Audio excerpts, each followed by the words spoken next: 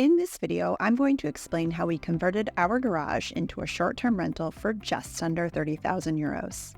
First, I'm going to go through how much we spent, and then I'm going to explain how we tried to keep our costs down.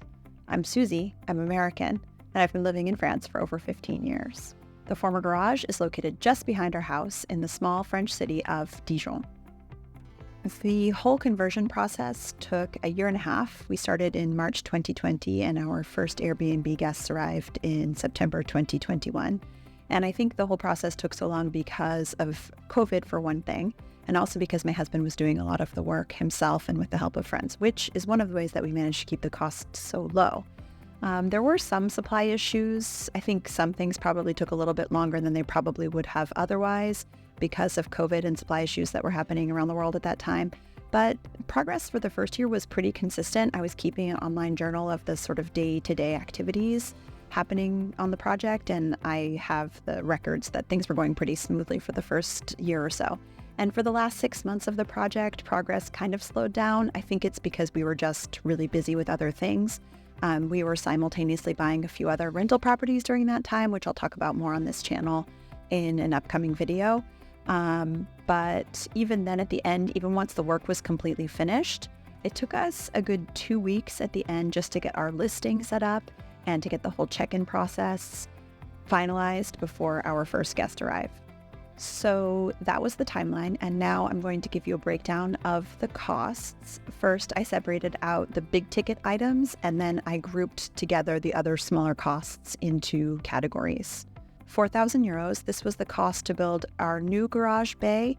Because we knew that we would be sacrificing our 2-car garage, we wanted to make sure that we still had at least a 1-car garage. So we built a 1-car garage in place of the 2-car garage that we converted into our short-term rental. And so 4,000 euros was the cost of the garage plus of the new garage door. Then we had another 4,000 euros. This was the cost of the new window, the new electric blinds, and the new sliding glass doors. Then we had 2,200 euros for the cost of the mini splits, the heating and the air conditioning system that we had installed. So it was the cost of the material and for the installation. And this is great. The system is amazing because it's really cost efficient, and it means that we have air conditioning in our Airbnb, in our short-term rental, which is a great advantage, I think, over some of our competitors. Even though I think some of the big hotels around here have air conditioning, I think a lot of the other short-term rentals that are in older buildings downtown don't necessarily have air conditioning, so the fact that we do is great. Plus, our system can be controlled remotely, which is something I'll talk about in another video as well. Next, we have 1,800 euros for our custom built-in closet, which I think just looks amazing. I love the way that this turned out. So the next category for 12,000 euros is building supplies, and this includes everything from concrete blocks and rebar to all of the plumbing supplies, electrical supplies, tile, paint, drywall, the bathroom fixtures, the sink, the toilet, the showers, everything like that, 12,000 euros total. And the next category is appliances for 2,000 euros. This included the fridge, the microwave oven combo, the washer, the dryer, and then a lot of the other smaller appliances. So for example, the cordless vacuum cleaner, the iron, the toaster, etc., and including also the connected lock that we have. And we spent 2,000 euros on furniture, which includes the bed, the bedside tables, the couch, the coffee table, the bookshelves, and the kitchen stools. It's a small space, so there's really not a lot of furniture in here. So the next category is other supplies, and we spent 1,700 euros on these things. And I included in this category bedding, towels, the ironing board, pots, pans, plates, cups, and the window treatments. And then we have 800 euros on decorative items. So lamps, rugs, wall decorations, accessories, all that sort of thing.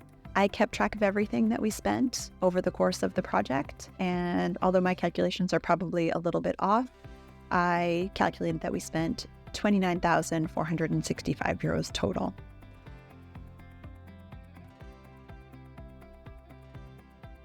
So we financed this project with a 10-year fixed rate bank loan at 0.88% interest, and I will definitely be talking about the French banking system more in the future, so subscribe to this channel if that's something that you're interested in. So every month we reimburse 328 euros, which includes interest and insurance. How were we able to keep the costs low? Well, for sure it was in part because my husband did a lot of the work himself, and also because we got a lot of help from friends.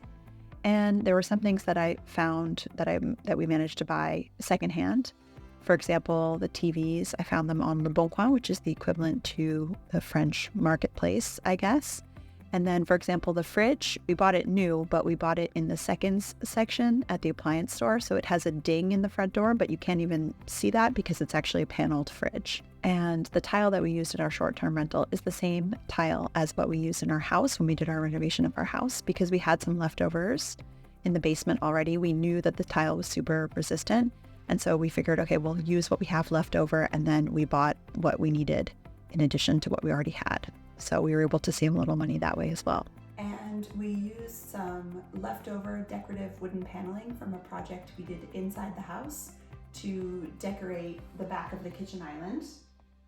And the dishwasher was given to us by a colleague for free, and it still works perfectly well to this day. We bought the initial batch of sheets and towels from a 4-star hotel in the south of France. So I think I looked for lot de draps, so sheet sets, on Le Bon Coin, and I found this amazing opportunity in the south of France where this hotel was switching over from using its own linens to using a linen supplier. And I knew that they were great. It was a great deal because they were name brand, luxury hotel grade linens. And so I sent my husband down to the south of France to pick them up. And we have had to buy other linens along the way as well to complete what we bought initially. But we still have a lot of those sheets and towels, and they're great, super high quality, wonderful. It was just, we got really lucky when we found those online. I'll talk more about how we manage our linens and how we manage our laundry and sheets and towels and everything in an upcoming video as well, because that's something that's a bit tricky to get figured out as well when you're first starting with short-term rentals. So I was definitely trying to save money where I could, but I did not want to scrimp on quality by any means. So, for example, I knew that having a really high quality pull-out couch was really important because travelers often complain about how pull-out couches are really uncomfortable. So I knew that we really needed to have something that was high quality. So we bought ours from La Camif, which is an online French furniture store. And what I did to save money was that I waited until les soldes, so the annual sales, and I got our pull-out couch from La Camif. So at the time in 2021, I paid 971 euros for it. It's a model called Aubin. The color is taupe. It's a 3-seater, and the couch is still available on La Camif if you want to check it out. But now the full price is over 1,600 euros, I think. Whereas again, I got it for 971. So if you're interested in this couch, I would recommend just waiting until les soldes, or the sales, the annual sales in France. So when it came to decorating the short-term rental, I knew that I wanted to incorporate a lot of local and vintage touches. So I went to Le Bon Coin and to eBay, and I searched patiently. I spent a lot of time looking for little vintage objects that I could use to decorate the short-term rental that are not expensive, but that are really evocative of Dijon, the city where we live, and of the region Burgundy where we live. For the decorative objects that we put in the Airbnb, I spent between 5 euros and 20 euros on each item. For example, on eBay, I found this vintage postcard from the 50s from a local annual event that I framed in an inexpensive IKEA frame. I found this little handmade bienvenue sign in a little maker's shop in the Alps. I found this vintage French cutting board on Le Bon Coin, and I think we had these little vintage canisters in our basement. They're the French brand Le Parfait, and they're perfect for coffee, tea, and sugar. I found this vintage pitcher that was made in France that we used to store some kitchen accessories on the kitchen counter. I think our guests do notice little efforts and authentic touches that we put into decorating our place, and also this part was really just a lot of fun. And I'll link below to a more complete tour of our short-term rental. I'll also link below to our Airbnb listing if you're interested in checking that out. And there's a link below that you can use if you're thinking about becoming an Airbnb host yourself. It gives both you and me access to a bonus if you use this link. And if you do use it, I would be happy to give you some feedback.